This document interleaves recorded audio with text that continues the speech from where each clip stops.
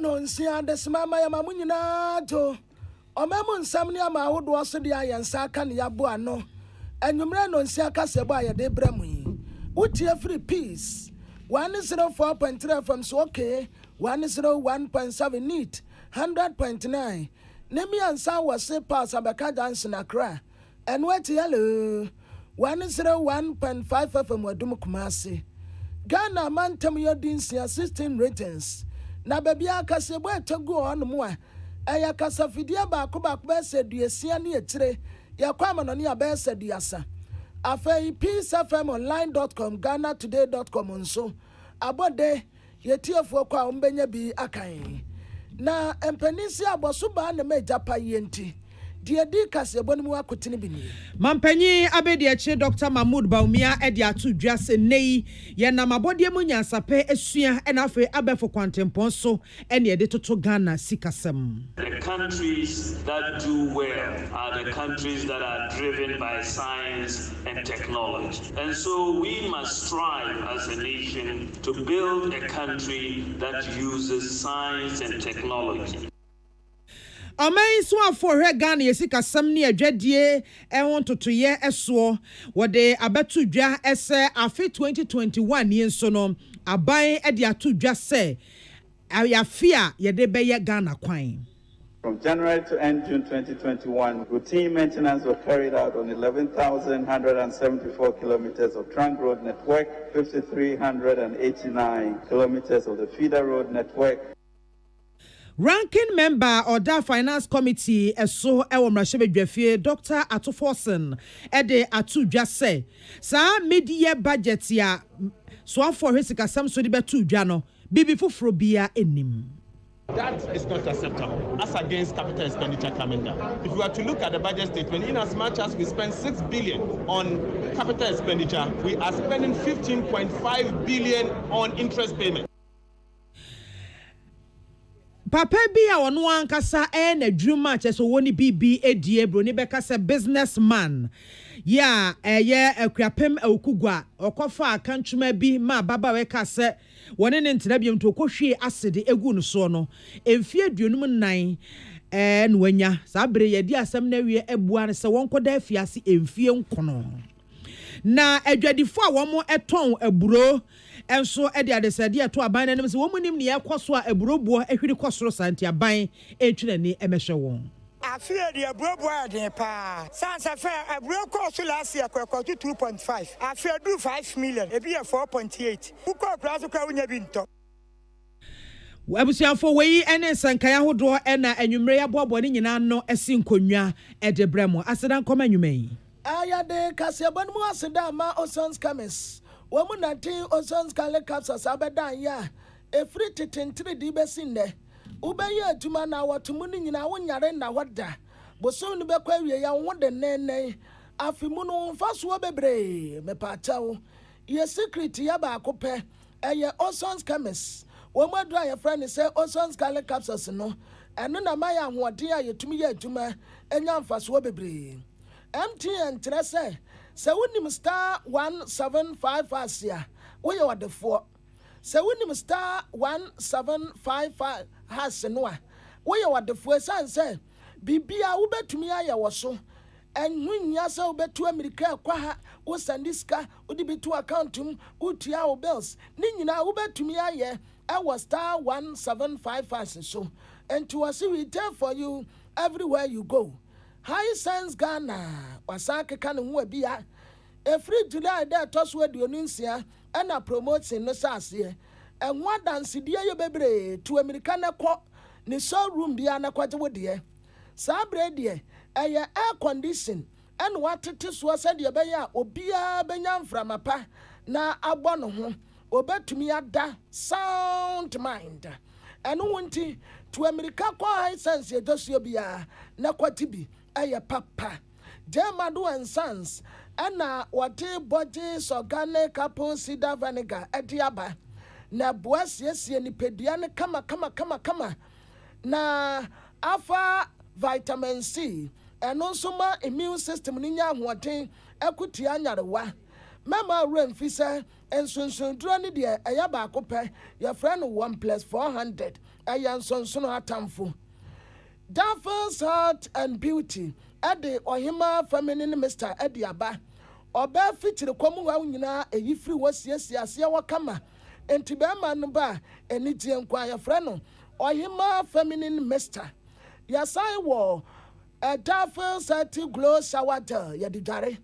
Sawo ya kokwa unya skin no a tuntumunya no a na chocolate color nso eyi ma okama to Americana bra ya so ye na unsabeka bi. Car bank say Wodia dale *771# *771#. Say unya dari wiepe na wa register service ni bi. Ubetumi renew Ghana card, ubetumi register, ubetumi update, ubetumi check account balance. At said ya tam bank ni nyina ya di abrewo bibia ubetumi ayebi ewoso. Say me kwaya da romane say amansan tiame kwabena mafo ena mame biama kwafo mampanyi abedi eche Dr. Alhaji Mahmood Bawumia ede atudwa se mampanyi nana adodanko akufado ene na bai wo mariata so pase nei abefo kwantempo efa so edi dwuma ena afenso no abodie mi nyansape ekwan so ene wo befa etimi edi atoto Ghana yadwadie ena ene yensikasem ode sansemi ekotu dwa ewo first graduation ena fourth matriculation ewo Madina Institute of Technology ho ena Dr. Mahmood Bawumia editu dwachemu se mampanyi na nado aban de womo agene womo nipa ehwe se Ghana yesikasem ne adwade ebesan agane nan so bio enunti ena womo de bibi efa digital transformation enablers aba Ghana card wom digital addressing system wom mobile money interoperability she ho ena fa universal QR code ena ghana.gov ni nyina eye abefo kwantempo a ewiase nyina fa so edi dwuma o Ghana, yes, you are who ashemu bi. Evidence shows, and this is empirical research which shows and has shown for a long time that the countries that do well are the countries that are driven by science and technology. And so we must strive as a nation to build a country that uses science and technology. These are the building blocks for the new Ghana, a data-driven, knowledge-based digital economy. This is what we are trying to do. I am of the belief that we cannot continue to do the same old things and expect new results in all these areas unless we are prepared to innovate our ways and means in finding solutions to these development challenges. Dr. Mahmood Bawumia mananso ono mo a wasan de tudwa biem no che say ebra NPP abebet na maya konwa so no wo mo ekofa drone delivery system eba ya atimi aboa paden sakraye pa aba apomuden ahye no emu enei a doctorfo ene a nursefo bo wo mo aba so pa ekanfo aban enso wo mo hya ase so wo mo de ba no na Ghana fo binum esere won. When we were introducing medical drones in Ghana to deliver medicines, blood, and vaccines, a lot of people wondered if it was necessary. In fact, some ridiculed it. Today, doctors and nurses across the country are thanking the government for this innovation. President Akufo-Addo had this vision. I know of a case where a doctor at 3 a.m. was trying to save the life of a mother who was giving birth and was losing blood. They called the drone service and they delivered the blood within 15 minutes and they saved the mother's life. Inshallah, by the end of this year, the whole of Ghana, we will have 8 medical drone services which will cover every district of Ghana, every hospital, every chief compound. That is what we are aiming at by the middle of next year. As we sit here today, Ghana is the world's largest medical drone delivery center. Na ne krakra mo no ena Dr. Mahmood Bawumia adesua forma wie entity efredie no wo de afuto we ema won. You are coming into society, and we want to challenge you to come in and make a difference so that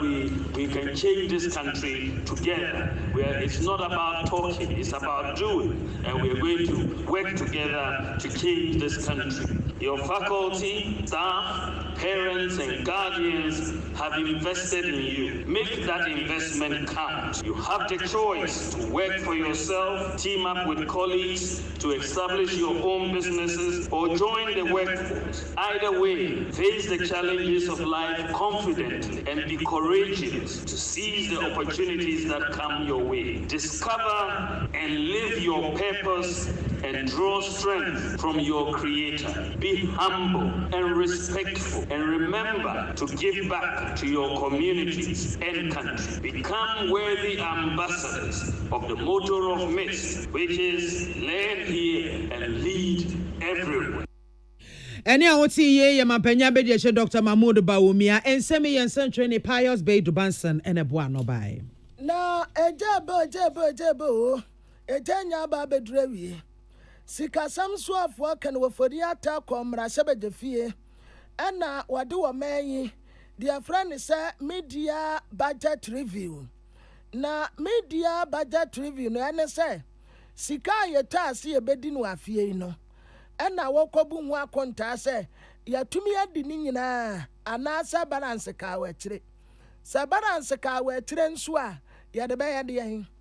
ena bia wo nso sika ne yade ni nyina asa efri sa brede kɔ no ye be hia foforo de aka ho ene sade wo man ne sika sam tie nyina kobu hu akonta kama na ne kasam na duru baby no watre se enta ye bia ena Minister of Lands and Natural Resources ene mampeni nyina ka bo mu a wo mu ye national dialogue eno kra wo mu wi o mu sa to aso de kwa mantem no ekoye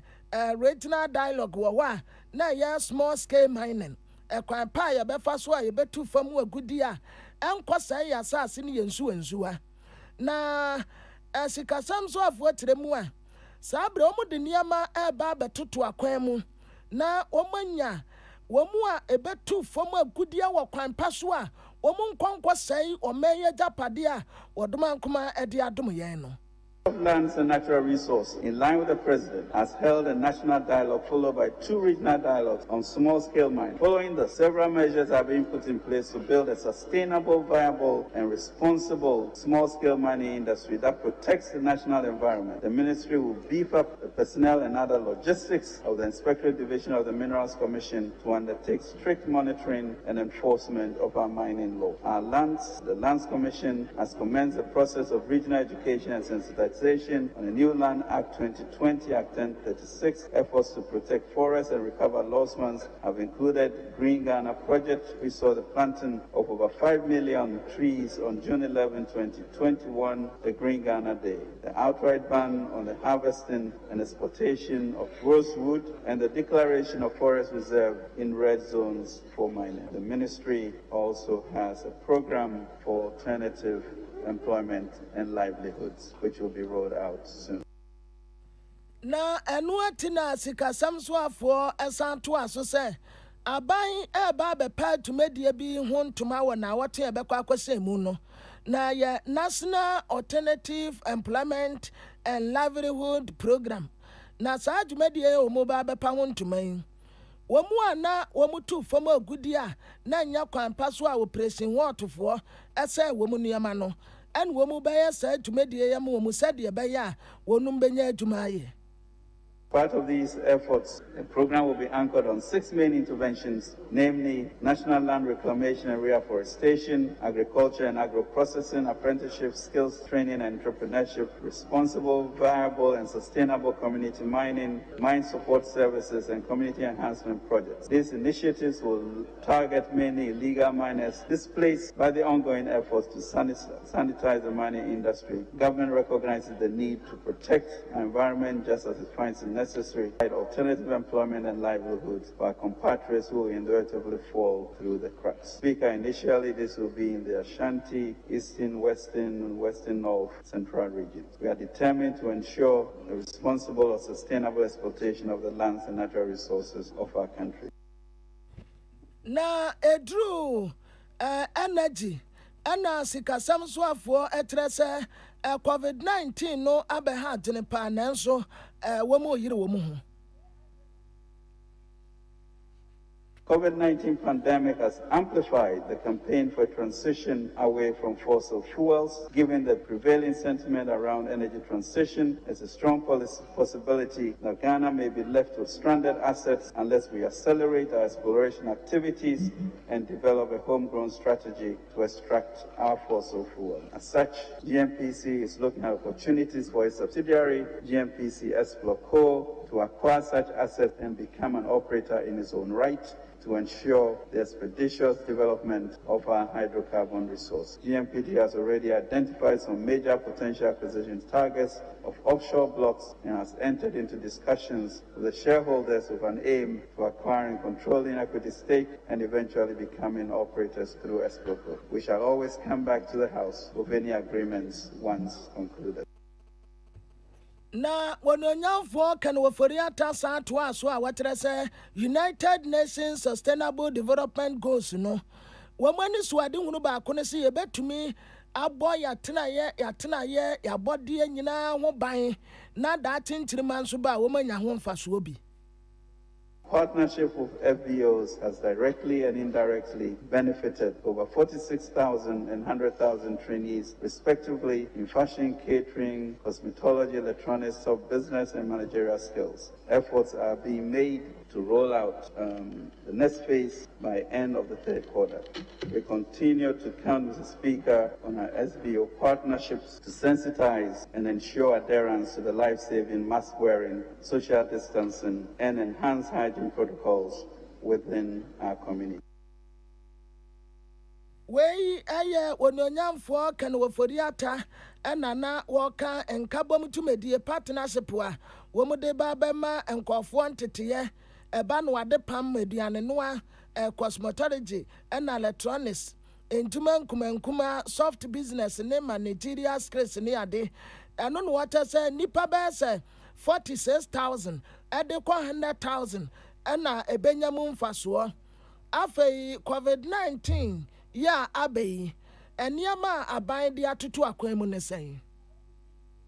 The 2021 expenditure in advance of appropriation presented to this House on 28 October 2020 saw to the uninterrupted delivery of government business in the first quarter of this year and the ongoing implementation of the 2021 budget and economic policy of Friday, 12 March is driving and the revitalization of the economy in line with our theme of completion, consolidation, and continuity. With these approvals, we intervened with timely measures to help particularly households, schools, hospitals, and businesses withstand the impact of the pandemic. Government provided direct transfers to households through food distribution and absorption of water and electricity bills, tax waivers to frontline health workers, and stimulus packages to small and medium-scale enterprises were also provided. Mr. Speaker, these interventions stabilized the situation, protected lives, supported businesses, and preserved jobs which would otherwise have been lost. In fact, although the workload from the public sector had to be reduced in many cases all through the COVID crisis, government has never once embarked on any program of laying off workers. Rather, we have continued to pay all workers even proceeded to employ more in some critical areas such as security and health service. Wei aye ononyamfo kan oforiata. Yenra kan oforiata da so ejina ne nan so en wo kyerɛ mo sɛ afi 2021 ni aban asan yes won mo sɛ afi a yɛde ebeyi kwan akwan ya monchimon ka bam yɛbɛhwɛ ne yɛtimi asiesie na de wɔse yɛtimi eguso no yɛgu ne nyina so. Mr. Speaker, His Excellency declared 2021 as the second year of roads, and government prioritized roads for economic development and putting the economy back on track following the devastating impact of COVID-19 pandemic. From January to end June 2021, routine maintenance was carried out on 11,174 kilometers of trunk road network, 5,389 kilometers of the feeder road network, and 2,937 kilometers of the urban road network. Additionally, periodic maintenance comprising regraveling, spot improvement, and resealing works were carried out in the same period on 44, 167, and 262 kilometers of trunk, feeder, and urban road networks, respectively. Na enwachi na wonsan kire mu ese abanka so obesi ayaresabia de omutu din se agenda 111 no wo kire mu a nyame ya adoma August busum ye kowura mu ya na ye hyase no kire se wo mo achi mu mienu ya baako wo mo hyase pa asase ne ho nkratasam ne ade nyina wo mo awie eti nyame ya adoma August busum ye kowura mu ne de to so donson ene ye hyase 2020 His Excellency the President, as part of his 8th address to the nation on government's efforts to combat the coronavirus pandemic, laid out an ambitious plan to tackle Ghana's health infrastructural deficit, restore the country on the path of achieving economic and social transformation. This transformation project, now dubbed Agenda 111, will require the government to construct 101 standard district hospitals, 6 new regional hospitals, 1 regional hospital for the Western region, rehabilitation of a Fiakwanta hospital in the Western region, constructing 2 new psychiatric hospitals, construction of a new Accra psychiatric hospital.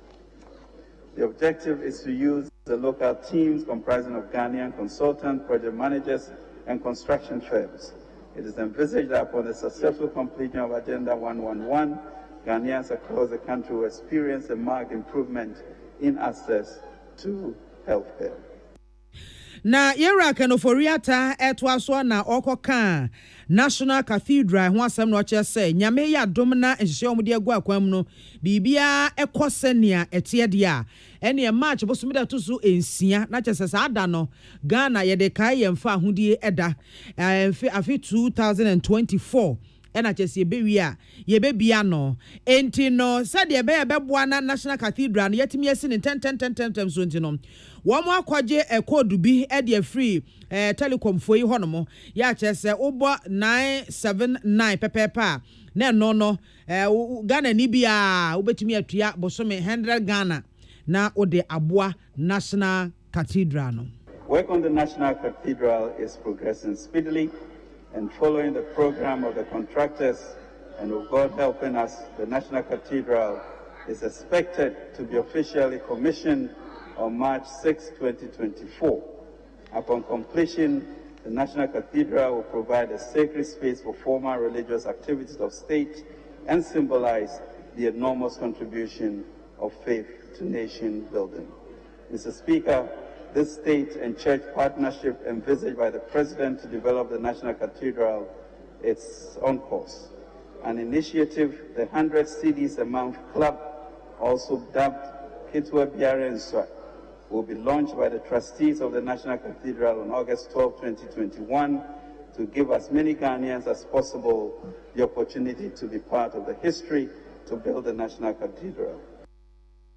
Na free one mo na oba National Trust Fund COVID-19 National Trust Fund no eso eno kire se no ye keka bibia bomu adofo a ekoya adoye ne ade bobia yenya 57.15 million Ghana cedis. As at 30th June 2021, the COVID-19 National Trust Fund had received a total amount of 57.15 million in cash donations. These donations were made between the period April 2020 and March 2021.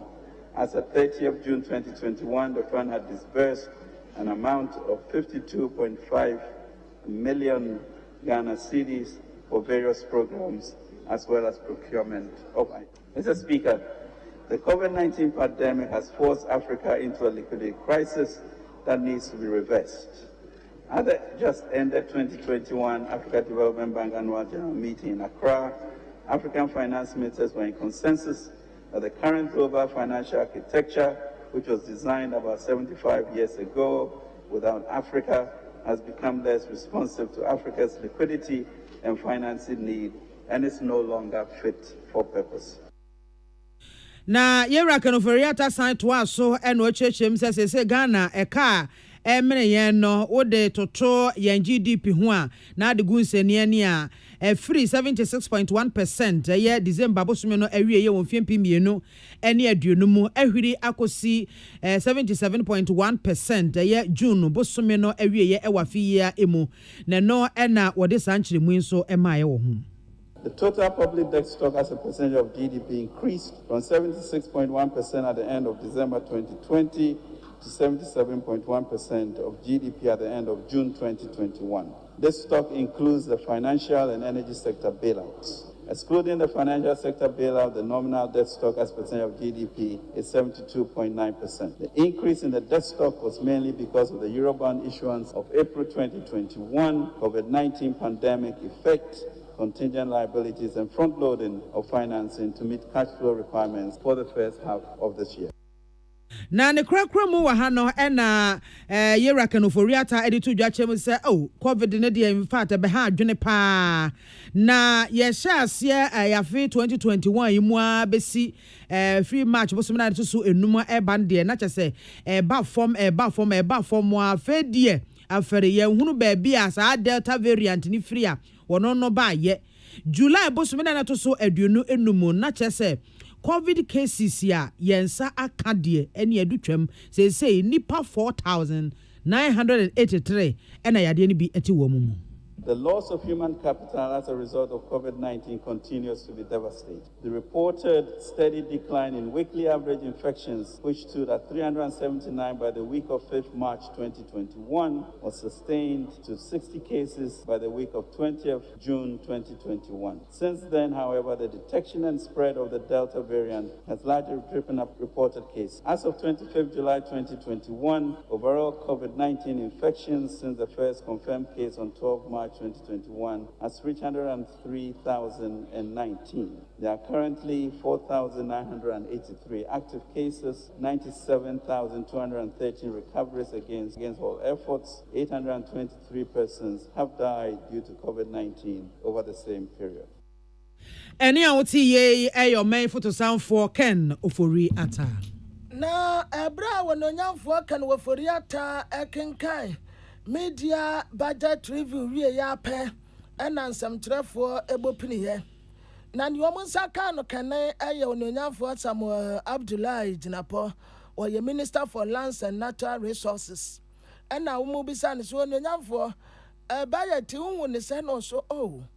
what a fantastic budget what tie budget tie about this particular one there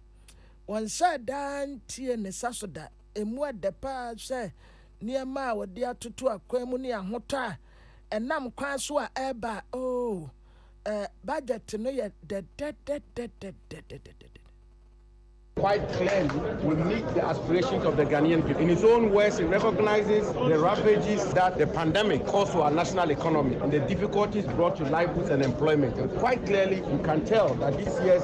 budget review is intended to enhance the effort the government laid out in March this year, which is that we are seeking to get into the mood of recovery so that we can recover our national economy and get the economy working again and growing again so we can create the hundreds and thousands of jobs, particularly for the Ghanaian youth. And for me, as the Minister for Lands and Natural Resources, I couldn't be happier enough than I am today. I'm extremely happy. But just as we are working to sanitize the small-scale industry of our country, we also recognize that in our efforts, people will lose employment, people will lose their livelihoods, and indeed, it will bring hardship to a number of our compatriots across the country. We Samuel Abdullahi Jinapo, we Minister for Lands and Natural Resources, and what to budget in the Muntinese emu de pa. Now after that, and woman minority ranking member on finance,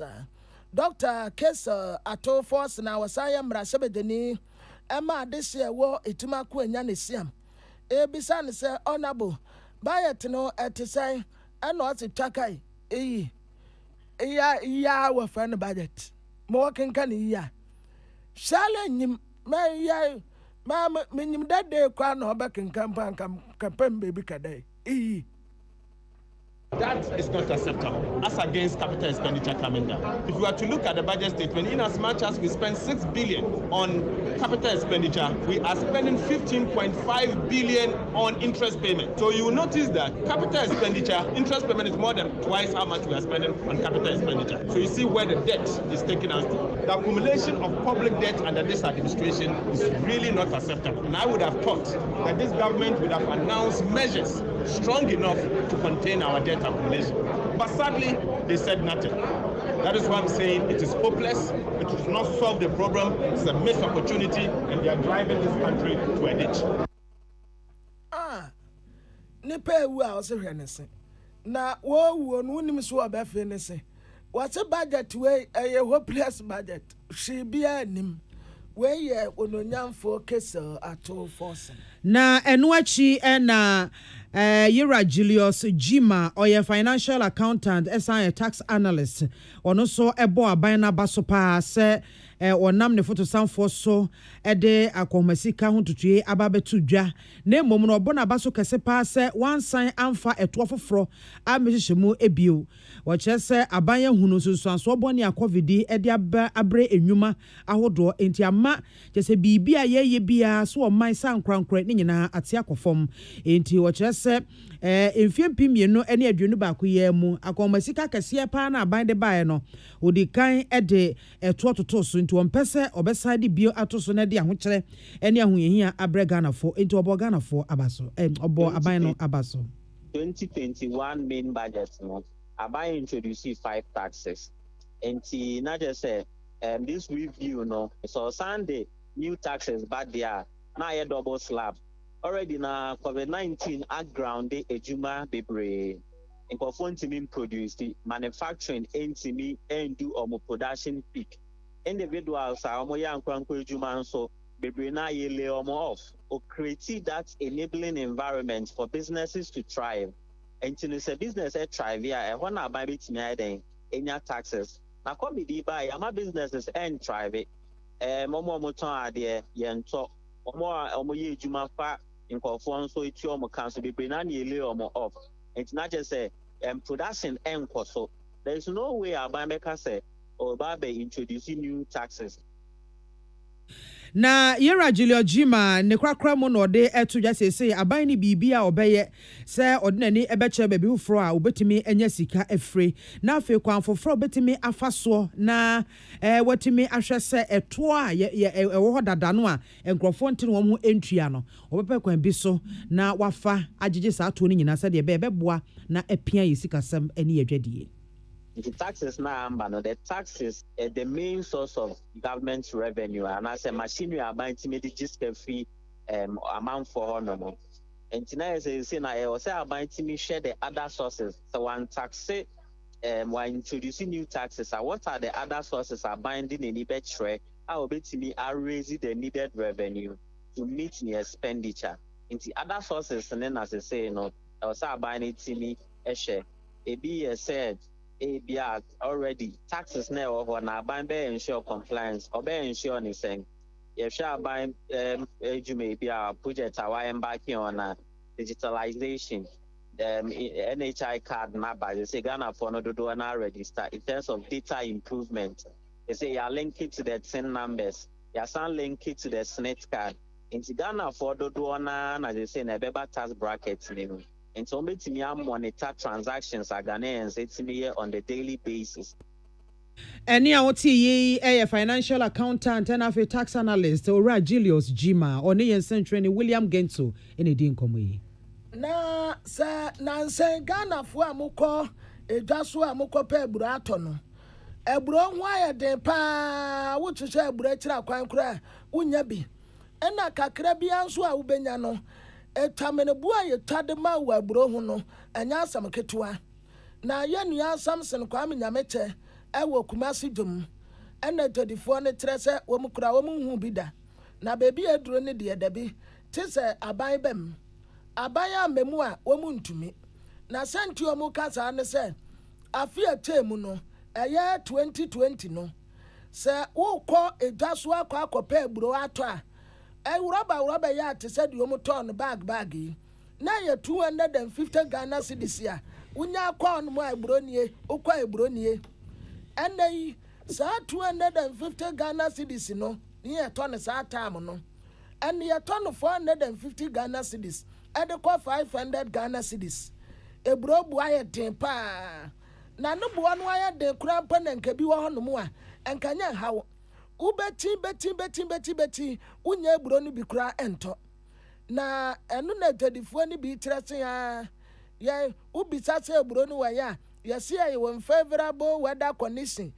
weather no anye ye ebi nso sɛ nsuo antɔ ɛna ebi sɛ wɔ yɛsi Cote d'Ivoire foɔ dɛbɛ ukɔ jamu asɛde agyadifoɔ yi wɔn mu si ko wɔn mu asɛm no asa yɛsi Cote d'Ivoire foɔ na nkaya wɔn mu kra bi de brɛ yɛn ne nkeyɛnya bi edie na afɛ yɛn nim sɛ deɛ na esi wɔ Cote d'Ivoire hɔ obi aka ne te sɛ deɛ ɔpɛ ebi nso kura ɛtɛ so wɔ aban ɛtɛ so wɔ ma n'ani ɛkɔ planting for food and jobs no ho ɛna ebi so o mo si nsuo antɔ na one village one dam no a ne yɛsi yɛde ba bɛyɛ yi a yɛde bɛbu akuafoɔ no ɛno nso wɛn ɛnti nsɛm ne deɛ bebree yɛ ano wɔ mu ne yɛ nua Samson Kwame Nyamekyɛ ɛtwetwe nkɔmɔ wɔ Kumasi dwom.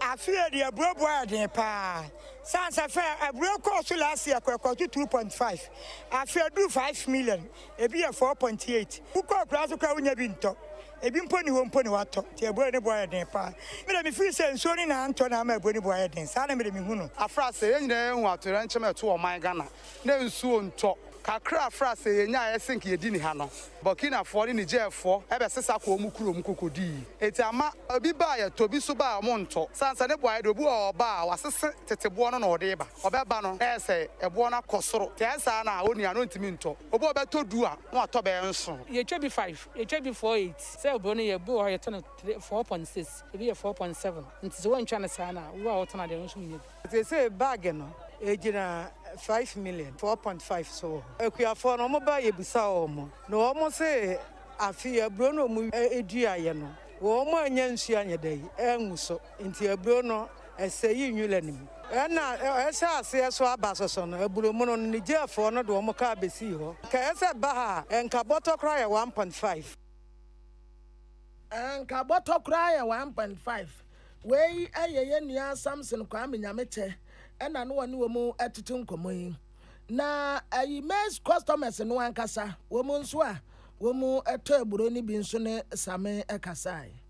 Say abroad ne board until na da kuro ne board 50 say a wo mbo 50 say 2 siri nkoa na wo ani 3 ne boa yedi me ye nantwie me ye nkukɔ ba say na afie hu bi da say bro we just imagine ma beto bro 4.8 nkukɔ no so amfa nkubro amma nkukɔ na o mbewu say ukoye formula na ebro ni niwa enkoko ni yeyi nti ama ye ho kire nti yesere aban no ombo mode no mboa omma eburo no mbra na amanfo ntimi nto afi sesebre na aburo no se okura be 200 Ghana cedi onye bi but sese ya kasai aburo mo kwa 4 million aburo dada ne 4.8 no boy din atra wo say maybe ananka eni kwa say eduru sa farmers to yeso ye didi nso ye to ena last year so utimu nsuo no etoe enti se prisoners o ana mbamunu na o ma soro o munni dwuma ye no nanka yankwaji efuo kakraka nanka yamfa o mo se bosome nanka maybe se 300 Ghana cedi nanka betua nipa kro aye chese nipa kro na mfie yankwaji asase mankofo nkodo sade ebeya yebenya eburo no bebre weye wo mu nso a eto eburo ni bi no wo mu ne ye nua Samson Kwame Nyamekyɛ kasa ayi na mo text message amudi abedan ye no time herbal center at the time herbal mister ediaba your friend time herbal mister ayade your friend is malaria ana say 3D obi a wonu mu ato a wontumi ndidi na poso nyina ye ne ya wagine wo ba bi anye koto time herbal mister time herbal mister wasa wo KNG herbal capsules ama immune system no nya hoden ye kan se wate coronavirus no won said ye see yan nkofo esese wo boost immune system no PKNG herbal capsules ni bi na nonom 0244 4176669 give us aba edi give us P capsules aba power give us power capsules na saying awo no eba pa titru pa humate Sabre na sasa wo kire wo mema ye kire wo tu oba no a aseda de na kwatempa no kwa na ho ade kwa iwe ba no wo no emia no ahu sa yes wo be mamu esa obewie no wo so wadim din the enanim na yasa wo give us co capsules and we two co sisi ade ani ayemutim yanum ni mi enum ayanom give us P capsules no ena give us co capsules no bom ɛyɛ adwuma paa 0543222470 0543222470 21st clinic ɛyɛ expert ɛwɔ sciatica sɛmoa mohu ekurom 21st clinic agye baabiara bɔ so obiara 21st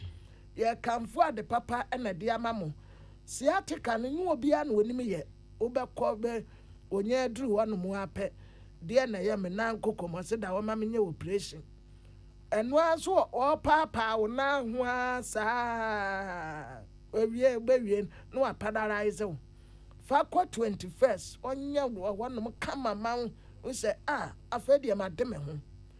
dɔme have do abronsan wa uduru wa obehu ɛna kumase 0540 311 0540 311 311 yɛnhwɛ YouTube manfo adwenkyerɛ a wɔn de aba wɔ hɔ Ronald Owusu ɛna ɔse onyankopɔn nhyira ɔman kronkron Ghana ɔma yɛn ho ɛnyɛ den yɛnyɛ hye na yɛnyɛ nam Nana Owusu OPD sunwan ɛna ɔse asa deɛ Cape Coast High Court order yi a wɔn ma yɛ asa ma yokuo binom no ama wɔn ho kyerɛ wɔn paa enti ɔkyerɛ sɛ mmara no a yɛde ebu a honorable Sakandi no saa mmara no a ɛna bɛyɛ adwuma afei nso so Dr. Baba Zamo Master Planner Junior Kintampo ɛna ɔse media budget yi ɛnidasoɔ ɛwɔ mpa ɛwɔ hɔ ɛma ɔman Ghana Nana Owusu OPD makan ɔdeɛ no Akwa Harrison ɛna ɔse yɛwura akwabenamafo ukita PhD in English language brofo wokan kasa me ho te no se peace kasebo number 1 Nana Kwame Mensa Bonsu Sheka no afontotro so ɛna ɔse budget yi di aman di si amayoko no ho ada ho sankwampa na nkete akonwa so ankasa bere Ghana kaya yesa yi bi no Aaron Edu Edway free UPSC and was a peace cassia papa na se nei pa yes ye 21st century yi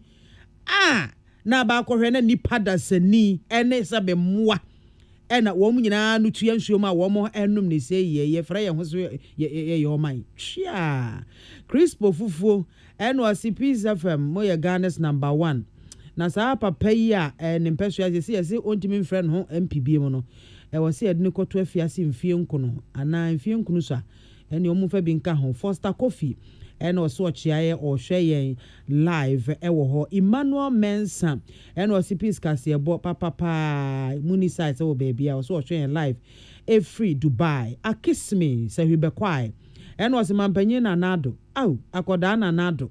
Wokasa bebre, Bosha Cassia, any monketwa, say, COVID nro no e wo henfa mambaye na nado wada na nyane na nyewo say na aka kire wo my Ghana buadi Eric odwe free bechem en wo say Dr. Mahmoud Baumia onyame nhira pa adwuma pa ne modern bo a wo bo no say COVID-19 cases no kwa na ekosoro entu obi a ena na ho so na bo ho ban se na ebe ya ebetimi aboawo Lawrence Boachi aka Buche wo de we free asenu asore nkwanta e wo kwa Abre East en was media budget die ahwehiremu wo mu papa digana man obi a enka na koma ento ne yam eno no so ede ne de aba e wo ho no mamehwe na teacher kujo tepa enyine soso en was say NDC ene nokore etese esum ene han wo mu nyina dampa ba ko so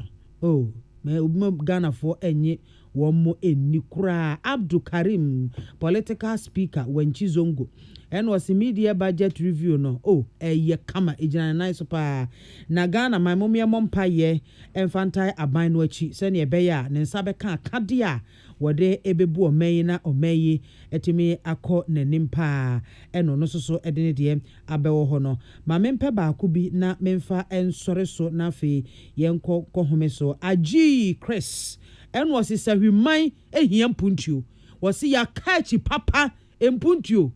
uba sahwia ubesu akase yenka o my Ghana eho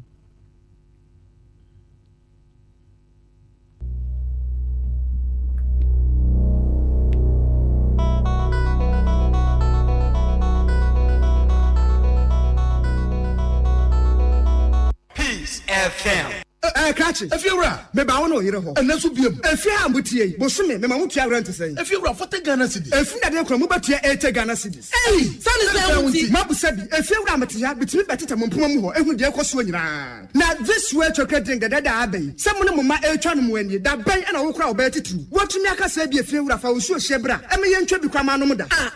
A Jeffy Rasa, you would jumbo. If you're afraid you would see your knee, if you're afraid you won't say, this way chocolate drink for full you swap a good journey. Yet, as if 1 year I could have a team on my day. If you're a Wootry or Wootry, ya brown a day. Now, this way chocolate drink, no sugar and Nunda, sugar woman, and then once one was Swiss. And you hear any associate. Now, I'm a Pabia, Monsieur Sugar Cap from the family, or as I said, yeah, Muba Fremiati, this switch, such at Bakumpo, a good more chatty, maybe that. If you're a Sadia, yet, sir, yet, if you're a baby, Fufu Valanda Swat, would you wait? Yes, I am, woman out the Kutukum. You could talk this way chocolate drink and so swat. If you were in your debut, sir, we shall see. FGA, Aji, a Jedi in Kratsui, Atum. Peace FM. Tune it in, turn it up, Peace FM, and rip off the knob. Ziafoya to akasi abono so. Penya ono eneda African Continental Free Trade Area Agreement ano ewo Ghana ha say ono eneda after coordinating office no ano ewo Ministry of Trade and Industry. Ora Farid Arthur enwode atu dwachem say eniema pa ewo after mu no entimi madda say o my Ghana ye betwi ye ni amasa eniema pa ni nyina etwa mu akọ o say emprempren ena afi so kura no ehye pa eda yanim no eyade se ye de ho hyemu a emfaso bebre ena ebefri so amayen wo chese wo hwe ya ye ena o my Ghana dwumade nyina esi yense so nti yen esi yense so no wo se bibipa bia eba etimi ekoma yen wo sese ne yetimi ema kwan na adwade etimi koso ewa bibiman entem we ni yonku dindwa we ni yonku edidwa anka emu bepeja pa na sese wo hwe adwade a yedi ewa bibiman to bibiman entem no a na anka gina ho mabupan edumie no nanso sese wo mo ede wo mo ani asisu se after yi abai no ombehwe se ebehwiri akona nimpa akwakosi bese wo mabupa aduonum emienu Ora Farida esa eto aso etitudwa ebra wo mo trade stakeholders conference ewo African Continental Free Trade ho ewo Kumase ne no na wode etudwa chem se o my Ghana ebra so se enso etimi keka ye ho na yehwe de ye ho hyemu yie pa ne faso no abamaye.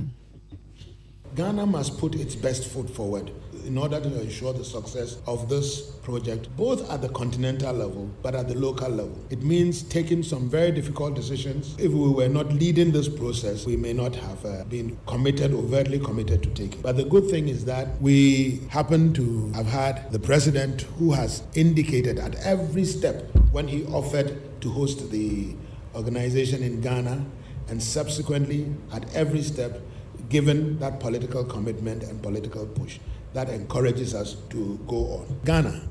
and Africa lose about $16 billion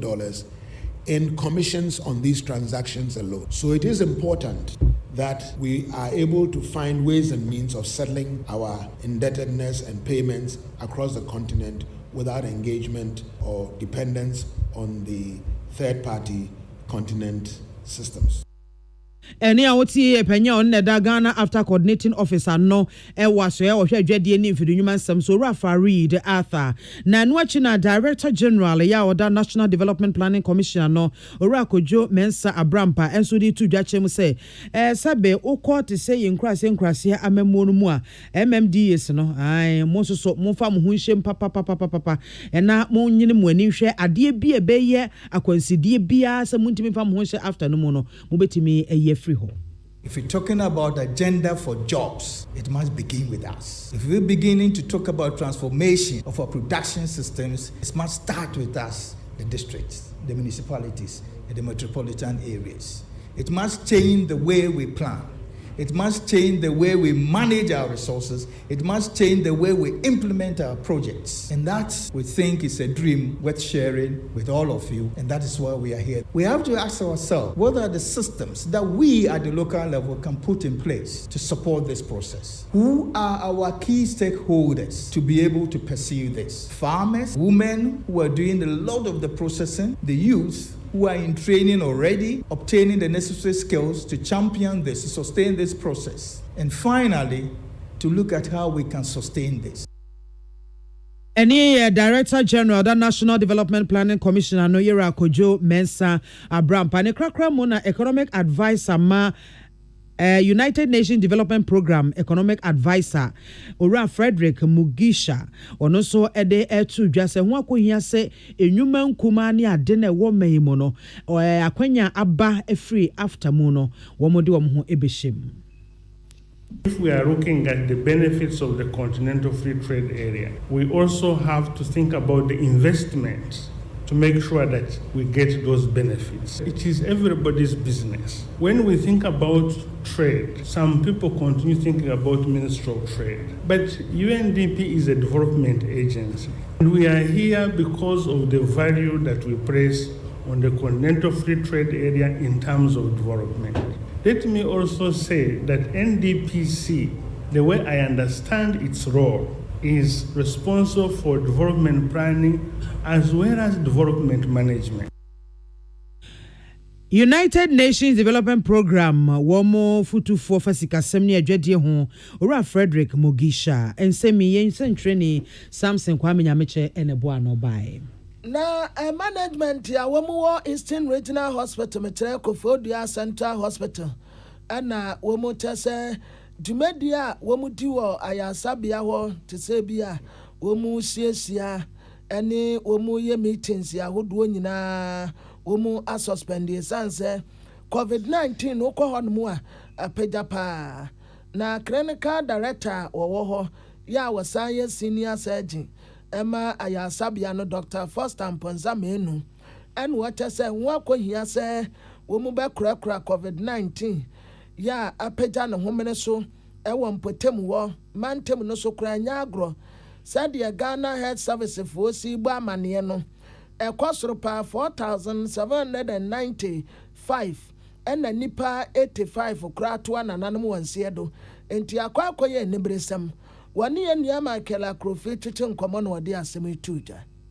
ni ebetumi aya na se yebebo ye ho ban na yetumi ahwe se ni ebesia no ahwe yie ene ban bo na yesre sisi a yehu se ye register ye nsaka numbers a edoso no enye obi na ba betu ye fo se ye nhwe ye hu yie ne nti na ya nkasa ansa kora na o mampanyi be ba be ka se ye nhwe ye hu so yie na ya start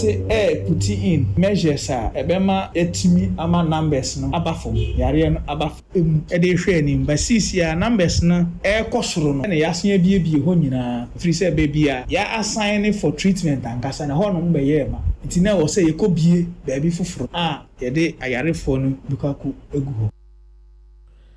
dia yate ne kase aye a doctor ya wo ya osan so aye senior surgeon clinical director Dr. Foster Mponza Menu. Na ne kwakra mu ewo kaseboy mu no opanyin bi a wanya mfrishia aduonum enan ono ankasa ye na dwuma broni bekasa o ye businessman nana yaw mante sesei court ahye onkoda fiase emfie porepore enkono na Kofodia Circuit Court B na etena asemi ho adan a okohwie acid egu ne mpena dada eso ewo akuapem ewukugwa ene wabu asem no Michael Akrofi ekopie mu ewo court no mo a odi ni si poten etudwa Kofodia Circuit Court B akwasetena wa bra eyehe ana maame Messi adai kotei etena edwam eho na court no ahye se opani bi a wanya mfrishia adunum enan 54 years oye dwadini yefe nana ya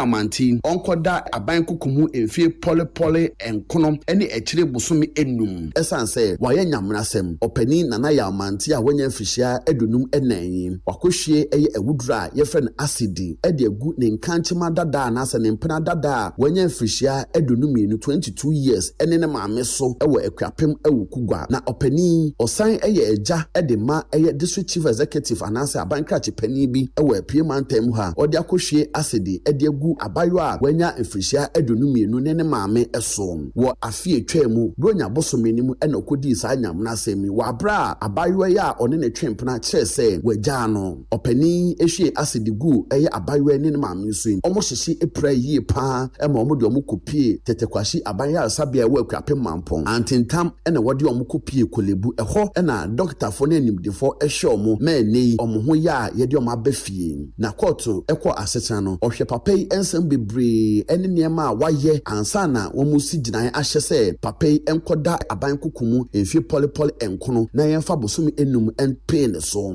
wo eye bronya bosomi etwa mu ni mu no papai ebe akofodua magistrate court eho ena court no ebo ne ka eye apem ene ekire aha mienu 1200 ma court ehye ne se ontu asidi apem ema abaywe esanse papai akotwitwa na dejemu emfonyi ene video ede abegu monten so ema ekwapem awukuga obia WhatsApp so ebi wo so bi eno na court no sabre no ehye papai se onfa ne nsa enhye apamase se obeda subampa na afi watwene ho afi abaywe eso eno echi no enumu ena papai ebo netimu pose obedi abaywe ne maame a ona momoso mokopie kofodua magistrate court obedi omawu ena kuhwie asidi edigu omoso na asem ni nyina fair by ene se opani ohia abaywe sabre na wanya mfihia du wotwe na wagya suku esanse na ebi enifie eno na papai bo akolei ano base obehwe ni suku aman sika ni nia ohia ne akade bia esefata eno echi no papa no esre abofra ne se one ne betena se empena na abaywe an epene so eja ebi nifie ne wanya opani a odidwa na oso obehwe no eno nti abaywe epene ye ewo mu a na abaywe kire papa ne se otumi ene ne ntwe mpena ne biem eno nti wonfa mo mpena twe na embra awieye eno na papai anya ne de ma o kire se ene ode abaywe no befa bebia onim papai twitwa abofra yi emfonyi ede ne ko eduro so ne ade ena ekire nso osentwitwa na deje mu di gu monten so ewo eye November bosome ewo afi empemienu ne ekire donkunu mu eno na ene nam so ma papai sa to nsa efra abaywe se ode na ko eduro so na esese one ne da abaywe ehu eba no so nti osan koye eye February bosome ni mu ewo eye empempemi echi adunu mu ene papai ekodae eno na nam so ma papai etwitwa na deje mu ede beto monten so awofo ene ebusuafom de hye ne abaywe ya eni wanya mfirihia adunu mienu sabre no na wo mfirihia du wotwe no ede asem no ekodan posifo mo muso na na yaw manti epaati ema wo de ne koma dofsufo eno na edidi dimu a wode ne kogina asemdi bia sabre no makoto ebo ne ka na court bo ne ka echi no ena obo ne trimu pose obedi abaywe ene ne maame a one ne te awu ma nam so mabronya bosome ewo afi etwa mu no okohwie asedi edigu omoso eno nti court dwamtrani eye maame he ana mesi adekote etra dwam no ohwe niema nyina na ohye papa ya mante se onkoda eye aban kukumu enfie polypoly enkono ne yemfa bosom enum empin so enti nei me no kase na ya mante wahye eye ne fiase akwantuo no ase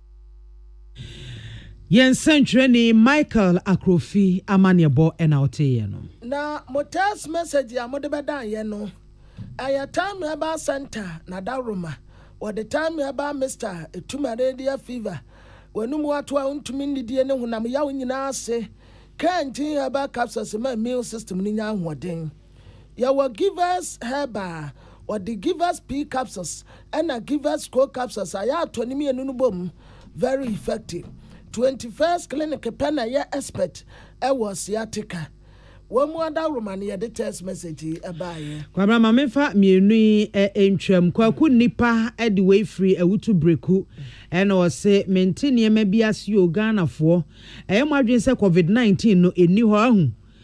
mo adwen se ayira apetu ayira endu obi e bo ne bra se ne eku nipo to enti yesremo obia ehwese obedi safety protocols ne so na etimi aboaye midin ede mame biama kwafo mene amansan chiame kwabrama afo ne de aseda ede ma Ozon's chemist omode Ozon's gala capsules ebeboaye MTN wasese onim star 175 asia ubetumi aye bibia we dey for you everywhere you go high sense Ghana sase wase wode bakwa akosi August day to so wote enti to America na kwaje air condition papa na fakosi wodem Demado and Sons na de budgets organic apple cider vinegar ediaba abuasiesie nipeduana kama afa vitamin C ema immune system ni nya hoɔden kutia nyarewa 1+400 ɛyɛ nsonsono atamfo Dafel Sati and Beauty wahima feminine mister ɔbɛ fitiri kwamuwa nyinaa etu aseɛ yɛsa wɔ Dafel Sati glow shower gel redia no bɛyɛ kama fa wani kyerɛ East Legon A8 hotel ne nkyɛn pɛ na Kumasi wɔn bɛn po gas furniture frɛ wɔn wɔ 0596 611 277 car bank sɛ wobɛtumi ayɛ w'adwumadie nyinaa wɔ mobile phone so wabra bɛdare star 771 hash star 771 hash na wa register service ne bi wonya register wie pɛ wodam wobɛtumi update wobɛtumi replace wobɛtumi renew Ghana card ɛwɔ so wobɛtumi atake balance transfer sika their friend is a mobile money wallet no wode ma third party vendor krampa wobɛtumi ayɛ wɔ so car bank ana wɔno ana wama bank no abɛn wo na ansa na yɛbɛsɔre soɔ no ɛnɛ yi ayɛ yawada Mickey the triple darling ɛwɔ ha na ɛbɔ no wɔte a around the world ɛbɛsan aba wakwan mu kwabena mɛsa aba na McJerry ɔsɛe agyeman wɔne Pius Bedu Banson wɔn ɛkɔ neat ɛnɛ McJerry ɛne aggrieved public sector workers ɛna ɛbɛtete nkɔmɔ sisie yi a menya wie ya apɛna wɔn de asesɛ so wɔ Akɔ Johansen ɔno nso ɛwɔ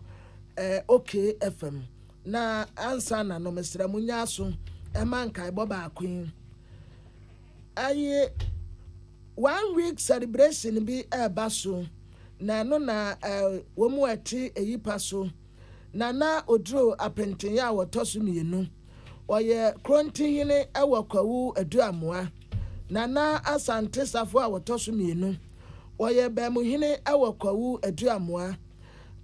Aduamoa ɔba apɛni Nana Jemfua Bona ya wɔtɔ so mmienu Nana Opoku Danso yɛbo a wɔtɔ so mmiɛnsa ɛyɛ Kwawu Nkwatia Nifahene Nana da akɔyi adɔm ya wɔtɔ so mmienu wɔno yɛ Sumina Kɛse Owura Eric Anson yɛtaa frɛ ne Japan Burger Kantamanto ɛna ɔwɔ obia nim no ɛwɔ Kantamanto ne nimpotem deɛ obia nim Japan Burger ani abusua dɔm nyinaa na de yaw ne awerɛhoɔ ɛse adɔfoɔ sɛ wɔde na wɔte da 1 week yo mommra meja wɔn mu